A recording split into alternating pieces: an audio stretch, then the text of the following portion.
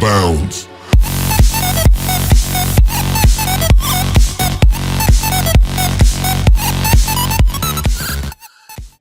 Hola, soy Joaquín Villarreal y junto a mis compañeros Pedro Guerrero, Felipe Veloso y Vicente Aguilera le vamos a hablar sobre los campos eléctricos.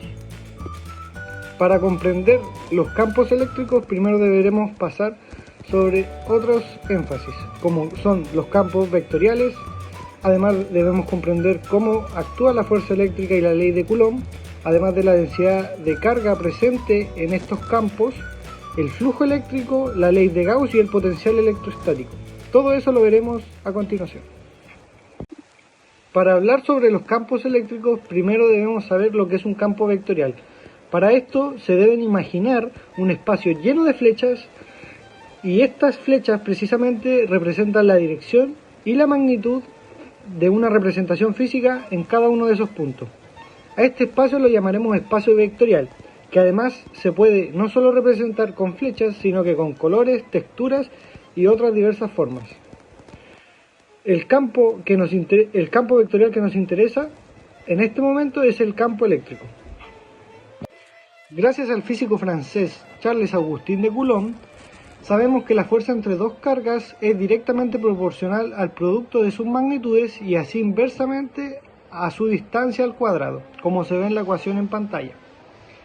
Con F como la fuerza entre la carga Q1 y la carga Q2, R la distancia ya mencionada y además de K la constante de proporcionalidad electrostática. Gracias a esta ley podemos comprender numéricamente cómo interactúan las cargas entre sí en el espacio y cómo se comporta el campo eléctrico cuando estas cargas están presentes. Usando la ley de Coulomb podemos calcular la fuerza entre dos o más cargas específicas gracias a la ley de superposición en la figura de al lado, en el cual combina todas las fuerzas en análisis, algunas contrarrestándose y otras reforzándose dependiendo de la dirección que éstas estén. La combinación total de estas fuerzas nos dirá la dirección y magnitud resultante de todas las cargas analizadas.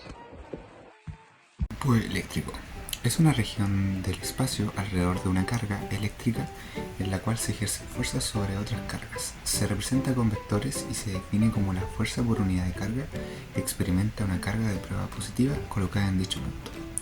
La fórmula para calcular el campo eléctrico E debido a una carga puntual Q es E, que es el campo eléctrico, igual a K, que es la constante de Coulomb, por Q, que es la carga, partido R, la distancia desde la carga, por R tongo, que es el vector unitario en la dirección radial.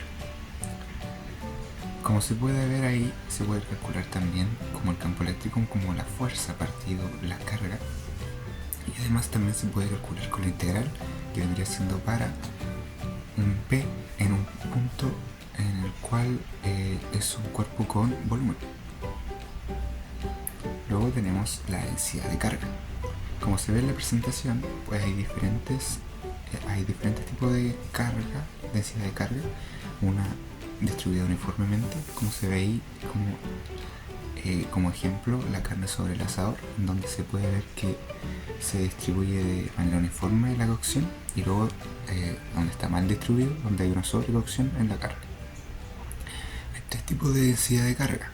Está la densidad de carga lineal, que vendría siendo la carga por unidad de longitud medida en Coulomb sobre metros. Luego la densidad de carga superficial, que es la carga por unidad de área medida en Coulomb sobre metros cuadrados. Y luego está la carga volumétrica, que es la carga por unidad de volumen medida en Coulomb sobre metros cúbicos. Y luego tenemos el flujo eléctrico. El flujo eléctrico mide la cantidad de campo eléctrico que atraviesa una superficie. Se define como la integral del producto escalar del campo eléctrico y el vector de área sobre una superficie dada. Continuando hablando del flujo eléctrico, cuando tenemos un campo eléctrico no uniforme y un área no regular como una papa, básicamente el flujo eléctrico se calcula usando la integral, como podemos ver acá, ya que ese es el caso general. Y en casos en los que tenemos como superficies cerradas, las líneas que se define el signo del flujo eléctrico como las líneas que salen, si hay más líneas que salen o hay más líneas que entran. En este caso, como puedo ver, donde dice flujo positivo, es porque hay más líneas que salen que las que entran, que para este caso no hay líneas que entran. Y para el flujo negativo hay más líneas que entran que las que salen, porque aquí podemos ver que hay 2 líneas que salen y como 6 líneas que entran, por lo tanto el flujo eléctrico va a ser negativo. Ahora pasamos a la ley de Gauss, una ley bastante importante y que sirve para calcular también el campo eléctrico, pero en definición es que una carga eléctrica genera un campo eléctrico y el flujo que pasa por una superficie cerrada que encierra esa carga va a ser igual al total de la carga encerrada partida por la permeabilidad del vacío, que también esta ley sirve mucho para calcular el campo eléctrico, ya que el término de la integral que sale ahí se puede escribir también como el campo eléctrico por un área gaussiana, que esa área puede ser el área de un círculo o el área de un cilindro, que es comúnmente. Y bueno, aquí podemos ver que el término de la integral es igual al del flujo eléctrico, solamente que la integral esta vez es de línea, ya que la otra solamente es de área. Y tenemos 3 diferentes casos. Yo voy a hablar solamente del primero, que sería el caso 1. Aquí podemos ver que tenemos una superficie real. La superficie puede ser real o imaginaria, pero como podemos ver que la superficie no encierra nada, no hay ninguna carga encerrada dentro, por lo tanto el flujo eléctrico sería 0. En el segundo caso, tenemos cuando tenemos una carga completamente dentro de una superficie gaussiana. Para este caso, como esta carga está completamente dentro y está encerrada por la superficie, simplemente decimos que es la misma carga partido de la permitividad del vacío la que nos da el flujo eléctrico de la superficie. Ahora, en el caso número 3, tenemos la misma cantidad de cargas positivas que de cargas negativas dentro de la superficie gaussiana. ¿Y qué pasa acá?